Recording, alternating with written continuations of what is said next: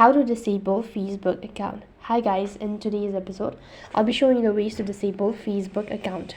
In order to disable a Facebook account, all you need to do is make sure that your device is connected to an internet service, and then to begin with, go ahead and log in into your Facebook account. Once you're logged into your Facebook account, it's going to take you to the home page that's going to look something like this. And from here, go ahead and tap the grab bar icon from the top right hand side corner. Once you are on this page, scroll down a bit, go to settings and privacy.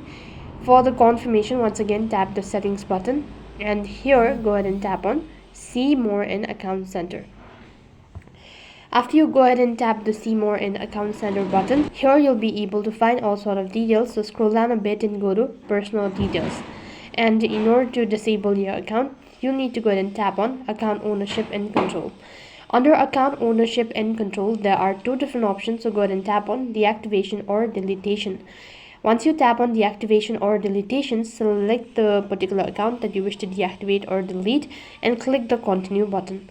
On the other page, for the confirmation, it's going to ask you to provide in your password associated with your Facebook account. So type in the password, and after you're done entering the information, your account will be disabled. So that's basically how you can disable your Facebook account. That is all for this video.